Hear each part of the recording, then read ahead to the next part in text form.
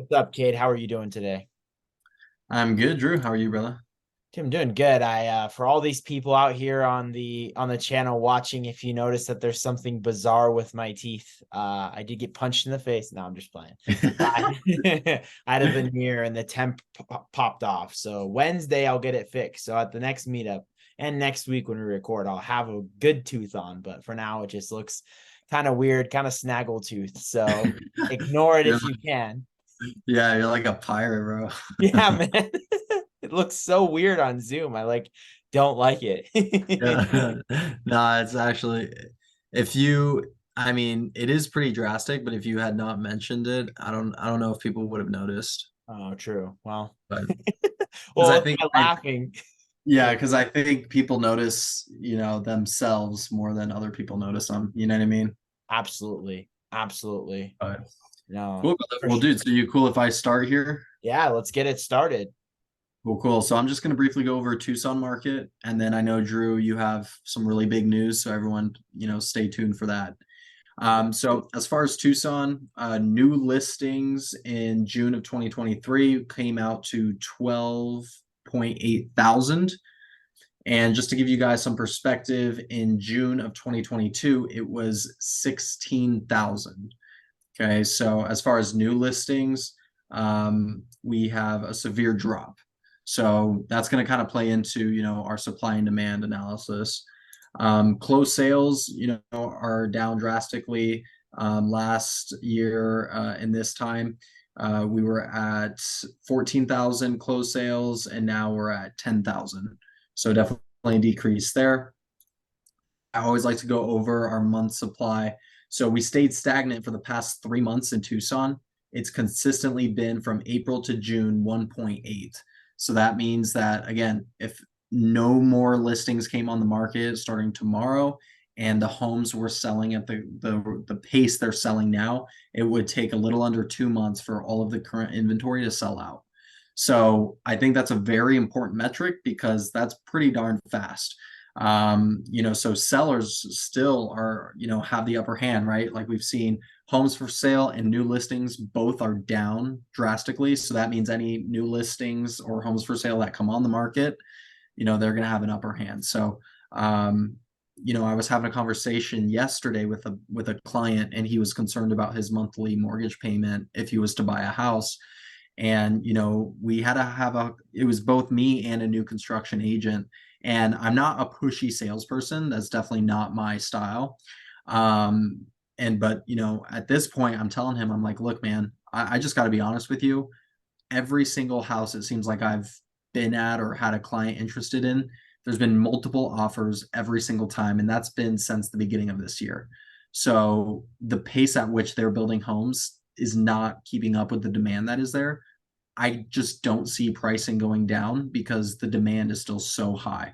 So if you're concerned about your monthly mortgage payment now, I would be asking more so the question, what does my mortgage payment look like 5 years from now? Because you're not going to be able to afford a house because they're just going to be all bought up. It's going to be way too expensive. So I think for people, just unfortunately, I think people are going to have to start getting uncomfortable with the fact that the pricing of living and housing and cars and food and gas and everything is just more expensive now. It is what it is. We are in a position as a nation and a country where we have just printed and spent way too much money for it not to affect us this way. And so people have been so used to what pricing was, and unfortunately it just can't happen with the amount of money that's been printed and how much liquidity has come into the market. It's not possible for the prices to stay the same. And so that's what we're seeing. That's what we're living today. And so, what I tell people is the average mortgage payment back in the 2011 2012, you're looking at $900. Now we're seeing today, as I'm closing deals, looking at an average mortgage payment of $2,400. So if that doesn't tell you in a decade how much this crap has increased, I don't know what else to tell you. And again, it's not going to go down because we still have that demand there, right? It would be different if everyone stopped buying and we saw an influx of listings come to the market, but that's just not the case. Oh, that's crazy. And I honestly even in my industry, I see the exact same thing. But kind of circling and kind of tying everything up. It is what it is. Things just naturally get more expensive. You look back at the charts and you just see like average home price in the 60s was like $10,000, and now it's Right. just things just get more and more expensive. It's healthy Right. for the economy to do so. So Right. that makes And sense. yeah, exactly. Like the average sales price right now in Tucson is $329,000. Okay. Back last year, June 2022, it was $315,000. So in 1 year, it's increased 15 grand, 15 grand more to buy the average home. And then get this, in 2021 of June 2021, oh my goodness, the average price was $258,000. So in 1 year, it went from 258, holy crap, to 315. Wow. It increased, what is that? 55 grand. That's crazy. That's like And then 25% a yeah. year. And then another year, it's already been another 15 grand. So I mean, it's That's just wild. it's freaking nuts, dude. So It's yeah, wild. But like you said, it is what it is. You've got minimum wage prices rising. You've got, all this stuff rising, and it kind of contradict or not contradict, but to agree with what you've been saying. I was just messing around with it, mortgage payment calculators and percentage on interest rates. And what I realized was it matters more. The more of an impact is placed on the interest payment than the home price. And so if you buy in and lock the cheaper home price now and refinance the rate later, that's going to continue to fluctuate. You'll save more money in the future rather than waiting for prices to get more expensive. And then, hoping that at that time, right, interest rates are lower, right? But that right, is, you rather lock in your low now and then lock in right, your low later. So right. And the reality is, man, most people who are making, I think the average income, like in my area, Saudita's right around, I want to say it's 80 grand per year. So, I mean, and again, I can't speak for all of, Southern Arizona, but, what is that per month? 80,000 divided by 12. You're looking at, you know, 6,500.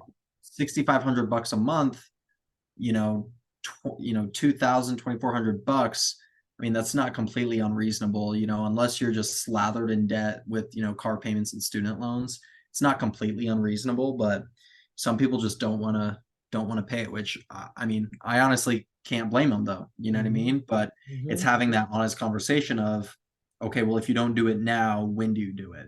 Mm-hmm. Right. And no Exactly. one, no one knows the future of the market. So you can't depend on rates and home pricing. I can just tell you now, I do not foresee it going down. It's just, there's so much demand. It's crazy. Absolutely.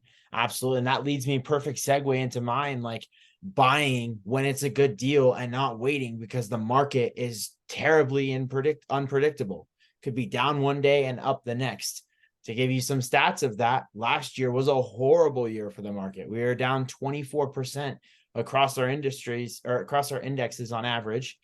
This year, and specifically last week, the S&P was down about 1%, but up year to date 15%.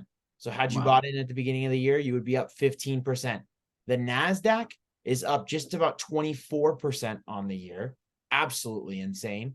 Russell 2000 down or up last week about 0.5% and up year to date 8.5%. And then Wow. the Dow was down about 1.5% ish last week, and year to date up about 2.5%. So as I always say, the smaller the index, the bigger the companies, the less movement that they have. But generally, they do move. Either they stay pretty flat line. They don't usually have these tremendous years, but they do move slow and steady. So you never see those major drops, but you do see those. You don't see as major upsides either. Now, to my speaking point, and what I'm going to talk about is big news happened in Washington. So, Washington State, not Washington, D.C., but July 1st, so about 10 days ago, they made it illegal to not have long term care policy. So, for those of you who aren't familiar with what a long term care policy is, it is a policy that allows you to receive monthly payouts from an insurance company. So it's an insurance contract from an insurance company to pay for living benefits while you're in a nursing facility. So I think it's some absurd amount of 66% of people that on our age range will need some form of long-term care in our lifetime. So it's a very high percentage. And so, the government, people are living longer, and the government is having to fork out all this money to pay the benefits because people aren't buying long-term care policies and protecting themselves from these things. And so essentially what a long-term care policy is as you age, you might develop early onsets for dementia or Alzheimer's, or you might not be able to complete 2 of the 6 activities of daily life, or ADLs are what they're called. And an ADL is like toileting, dressing, continence, bathing, just basic being able to move and dress yourself and eat, use the bathroom, all of that. So if you can't complete 2 of those tasks, then you are eligible to live in one of these facilities or have an in-home nurse come and support you. And so as people age, they can't do these things. And so they need to have these nurses. And like I said, Social Security and Medicare are the main contributors to the funding of these, projects and these, needs.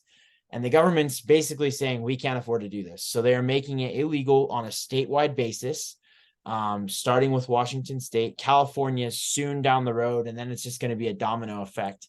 Now, what the penalty is it is a tax penalty. So you're going to pay a little bit more on your taxes. It's not much right now, but I can see it being a bigger problem throughout time.